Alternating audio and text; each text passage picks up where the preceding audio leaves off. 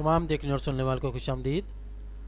इस ट्यूटोरियल में हम एक इफेक्ट पर काम करेंगे और देखेंगे कि हम वायर या तार का इफेक्ट किस तरह से आसानी हासिल कर सकते हैं। इसके लिए हम सबसे पहले नई फाइल ओपन करते हैं। उसका size default Photoshop size, mode RGB, background white और ओके किया।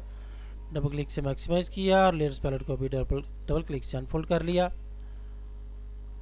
और इसके ऊपर हम नई लेयर ऐड करते हैं और जो हमें सबसे पहले हमने शेप ड्रा करनी है वायर की, तो पेन टूल पे क्लिक किया और यहाँ कैनवस पर हमने नई लेयर के ऊपर ये सिलेक्शन रखनी है और यहाँ पर हमने इसको क्लिक करना है कहीं भी। यहाँ क्लिक करते हैं और थोड़ा सा ड्रैग करके इसको छोड़ देते हैं और बाद में यहाँ पर क्लिक किया और ड्रैग करके इसको छोड़ दिया। ड्रैग करके छोड़ने से जो इसके ये आर्म थे या बाजू या नमूदार हो गए। और अब हम क्या करेंगे कि या तो हम यहाँ से इसको लेफ़्ट क्लिक दबाए रखें तो हमारे पास इसकी मज़ीद ऑप्शन आती हैं। इसमें सबसे नीचे कन्वर्ट, ये जो है कन्वर्ट पॉइंट टूल, इसको हम इस तरह से भी सिलेक्ट कर सकते हैं कि हम इसको क्लोज़ करते हैं, क्लिक किया क्लोज़ हो गया। और इसको हम आल्ट की जब प्रेस करते हैं, इसको पहले सेलेक्ट कर लेते हैं। ये भी इसकी ऑप्शन जहाँ पर हमारे पास कन्वर्ट पॉइंट टूल, हम यहाँ से इसको करते हैं। पहले कंट्रोल की से इसको सेलेक्ट करें जी, कंट्रोल की से वो एरो जो हमारा कर्सर था वो एक एरो का निशान बन गया और उससे हमने क्लिक किया तो वो हमारी सिलेक्शन फिर आ गई। और अब आल्ट की से आल्ट की प्रेस रखेंगे और जैसे ही हम उसके ऊपर जाएंगे हमारा जो कर्सर है वो इस तरह से आएगा जिस तरह कि उल्टा भी लिखा हो। और इसको हम ड्रैग करके अब इसकी शेप, सॉरी कंट्रोल जी किया, यहाँ पर क्लिक हो गया था और स्टेप बैकवर्ड जी, आल्ट की प्रेस किया और जो हमारा इफेक्ट है वायर का, हमने उसकी जो भी शेप बनानी है वो बना ली और मूव टूल सेलेक्ट किया। और अब हमने ये करना है कि उसका जो वायर का साइज़ है हमने इस पर अप्लाई करना है। उसके लिए हम ब्रश टूल को ओपन करते हैं और यहाँ से जो हार्ड एज वाले ब्रशेस हैं जिनका किनारा शार्प है, ये ब्लर वाले हमने यूज़ नहीं करने हैं। जो जिनका किनारा शार्प है हार्ड एज वाले उनको हमने यूज़ करना है। मेरे ख्याल से ये 19 हमारे कैनवस के हिसाब से ठीक रहेगा। और ओपेसिटी 100 और फ्लो 100 और कलर इसका था ब्लैक। इसको हम थोड़ा लाइट कर लेते हैं, इसको ओके किया। और अब हमने ये करना है, पेन टूल के ऊपर क्लिक किया और इस वायर के ऊपर आकर हमने राइट क्लिक करना है तो हमारे पास मेन्यू एक पॉपअप होगा। इसमें हमारे पास नीचे ऑप्शन है स्ट्रोक पाथ। स्ट्रोक पाथ में हमसे पूछेगा कि कौन सा जो टूल है उसकी सेटिंग इस पर अप्लाई करनी है, तो हमने ब्रश सेटिंग इस पर अप्लाई करनी है। ब्रश को सिलेक्ट किया, सिमुलेट प्रेशर को ऑफ रहने दें। इसको अगर हम सेलेक्ट करेंगे तो ये किनारे बारीक हो जाएंगे ये दोनों और दरमियान से उसका साइज़ बड़ा रहेगा, लिहाजा इसको हम ऑफ कर देते हैं और इसको ओके करते हैं। और अब देखें जैसे हमने उसको ओके किया जो हमारा कलर सेलेक्टेड था और जो ब्रश की सेटिंग थी वो इस पर अप्लाई हो गई 19 पिक्सल साइज़ और ग्रे कलर में। मूव टूल सेलेक्ट किया, ये पाथ अब हमें नहीं चाहिए, इसको हम पाथ्स पैलेट में जाकर और ड्रैग करके इसको हम बिन में ड्रैग कर देते हैं, ड्रैग एंड ड्रॉप, और ये डिलीट हो गया। लेयर्स पैलेट पर वापस आए और अब हम ब्लेंडिंग ऑप्शंस ओपन करते हैं और इसमें हमारे पास है इनर शेडो, इसको हम ओके करते हैं तो ये ओपन हो गई हमारे पास। इसमें हमने ये करना है कि इसका डिस्टेंस 0 करें और डिस्टेंस 0, चौक 0 और जो इसका साइज़ है इसको हम देख लेते हैं। मेरे ख्याल से ये ज़्यादा है, इसको हमने 8 किया, इसको 10 करके देख लेते हैं, मेरे ख्याल से ठीक रहेगा। और इसमें मज़ीद ये करना है कि इसमें हमने इसका ये जो क्वालिटी में कंट्रोल वैल्यू है इसकी जो ग्राफ है उसको हमने दूसरे नंबर वाला जो है कौन, इसको सेलेक्ट करके अप्लाई किया तो वो देखें कि उसका जो शेडो था वो कंट्रास्ट में आ गया और इसको ओके किया। और अब हमने क्या करना है, इसको हमने ये दोबारा से जी यहाँ से ड्रॉप शेडो भी लगा लेते हैं इसके ऊपर और वो डिफ़ॉल्ट में ड्रॉप शेडो की ऑप्शन भी आ गई और इसको अब हम ओके कर देते हैं।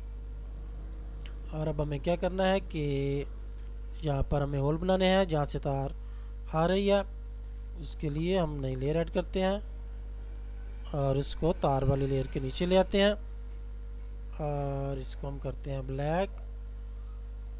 और यहाँ से हम इलिप्टिकल बार की टूल शिफ्ट की प्रेस रखते हुए हम सर्कल लगाएंगे तो वो बिल्कुल 100% सर्कल फॉर्म में आ जाएगा। और वरना अगर हम बगैर शिफ्ट के लगाते हैं तो वो किसी भी साइज़ में हम उसको बना सकते हैं। शिफ्ट प्रेस किया और बिल्कुल सर्कल फॉर्म में आ गया। अगर इसका साइज छोटा या बड़ा करना हो तो बार बार आपको सर्कल बनाने की ज़रूरत नहीं है। सेलेक्ट पर जाएं और ट्रांसफॉर्म सेलेक्ट, इससे हम ये सिलेक्शन इसकी छोटी या बड़ी करके जो भी हमें चाहिए उसको एंटर किया और वो हमारे पास मौजूद होती है, जो आ जाती है। दोबारा मैं इसको ट्रांसफॉर्म सिलेक्शन, मैं इसको छोटा करने लगा हूँ क्योंकि हमें इसका जो साइज़ है वो इस तरह से चाहिए और एंटर किया। और इसको हम ये करते हैं कि ऑल्ट डिलीट से कलर ब्लैक फिल किया और इस बार हम ग्रेडियंट ओवरले अप्लाई कर लेते हैं। ग्रेडियंट की बजाय इस पर हमने करना है स्ट्रोक और उसको हमने ग्रेडियंट करना है। फिल टाइप, उसमें ग्रेडियंट, वो कलर आ गए और इसमें हमने वाइट नीचे रखना है ब्लैक ऊपर, जो कि लाइट का इफेक्ट होता है। मेरे ख्याल से ये ठीक है और इसको हम कर देते हैं ओके। जी ये हमारा जो था ग्रेडियंट इफेक्ट, इसकी जो विड्थ है वो मेरे ख्याल से हमें थोड़ी बढ़ानी है। दोबारा से ओपन किया और इसका साइज़ क्या है 3 है। कैसे करते हैं, इसको ओके रहने देते हैं। जहाँ जो बैकग्राउंड है हमारा पहले उसका हम कलर चेंज कर लेते हैं ताकि हमें पता चल जाए कि हमारा जो इफेक्ट है वो किस तरह से नज़र आ रहा है। कलर सेलेक्ट किया और आल्ट डिलीट प्रेस किया तो यहाँ जो लेयर सेलेक्टेड थी बैकग्राउंड की इसको कलर फिल हो गया। मेरे ख्याल से ये ठीक है इसका जो ग्रेडियंट था। और अब हमने क्या करना है, ग्रेडियंट वाली लेयर ये थी, इसको क्लोज़ किया, सेलेक्ट किया, मूव टूल को सेलेक्ट किया और इसके ऊपर आकर आल्ट की प्रेस की, हमारा कर्सर वो डबल हो गया ब्लैक और वाइट। और अब हम इसको इजीली ड्रैग करके लेफ़्ट क्लिक से यहाँ लाए और लेफ़्ट क्लिक छोड़ दिया और आल्ट की भी छोड़ दी तो हमारे पास ऑटोमेटिक वही कॉपी हो गई और नई लेयर भी ऐड हो गई। ये चूँकि हमें अलग-अलग लेयर्स पर नहीं चाहिए थे, हमें इन पर मज़ीद काम नहीं करना, लिहाजा हम इनको किसी एक लेयर को सेलेक्ट किया जो सुराख वाली हैं और दूसरी को क्लिप लगाया और कंट्रोल ई या इसके ऊपर जो ये छोटी ट्रायंगल है इसको ओपन किया क्लिक करके तो मर्ज लिंक्ड, यानी जिनके साथ हमने लिंक का वो बटन लगाया है उसको मर्ज कर दे तो ये इसने उन दोनों लेयर्स को मर्ज कर दिया। अब ये हमारे पास एक लेयर हो गई ताकि हम इजीली लेयर्स को हैंडल कर सकें, लिहाजा कम से कम लेयर्स इसके लिए हम रखते हैं। अब हमने क्या करना है जी, हाँ जी बस ये करना है कि ऊपर वाली लेयर को सिलेक्ट किया और इसमें हमने जी इसका कलर भी चेंज कर लेते हैं। कलर ओवरले करना चाहें तो कर लें, वरना इसी तरह भी जी रेड कलर है या कोई भी हमने इसमें कलर ऐड करना हो तो वो कलर हम इसमें ऐड कर लेते हैं। और इसको ओके किया और इसको ओके किया और इसमें हमने ये करना है, ये क्लिक किया, black and white colour default वाले आ गए जी। इसमें हमने ये करना है कि डॉज और बर्न टूल, पॉइंट टूल, इसमें से बर्न टूल को ओपन किया, रेंज इसकी रखे मिड टोन्स और एक्सपोजर इसका 50 के करीब 53 है मेरे ख्याल से ठीक है। और इसी लेयर को सेलेक्ट रखते हुए इसके अंदर से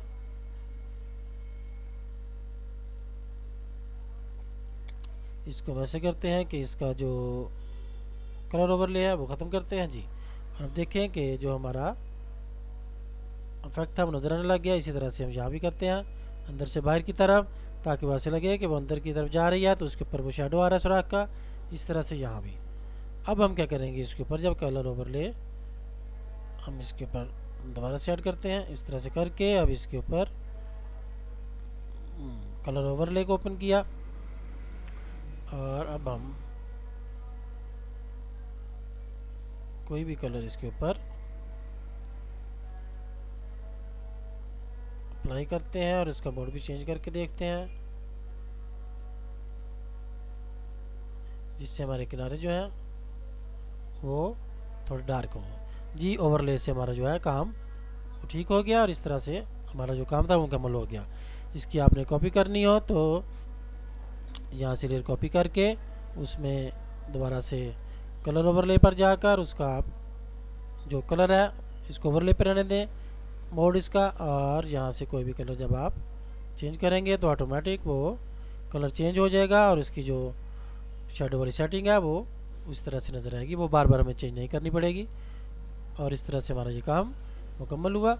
और बैकग्राउंड भी अगर इसमें कुछ हम ऐड करना चाहें, बैकग्राउंड लेयर पर आए और ये बैकग्राउंड लेयर है, इस टाइम इसको हम सिंपल लेयर बना लेते हैं। डबल क्लिक किया और ओके किया और साथ ही हमारे पास ये बटन नमूदार हो गया जो पहले नमूदार नहीं हो रहा था। ऐड लेयर मास्क जी ब्लेंडिंग ऑप्शंस वाला, और इसमें हम क्या करते हैं कि पैटर्न ओवरले कर लेते हैं। और इसमें कोई भी पैटर्न जो है उसको जब हम छोटा करके इसके ऊपर अप्लाई करेंगे तो वो हमारा जो काम है वो ये कर लेते हैं। और इसकी जो स्केल है 11 है, मेरे ख्याल से ठीक है। और जी ज़ेब्रे वाला जो हमारा डिफ़ॉल्ट में हमारा था वो पैटर्न जो था ज़ेब्रा नाम से, उसको हमने इस पर अप्लाई किया। इसका स्केल 11 है और ये हमारे पास हमारा इफेक्ट मुकम्मल हो गया। उम्मीद है कि ये एडोबी फोटोशॉप में डिफ़ॉल्ट ऑप्शन के साथ वायर बनाने का जो तरीकाकार है आपको पसंद आएगा और आप इसे ज़रूर इस्तेमाल करेंगे। फिर मिलते हैं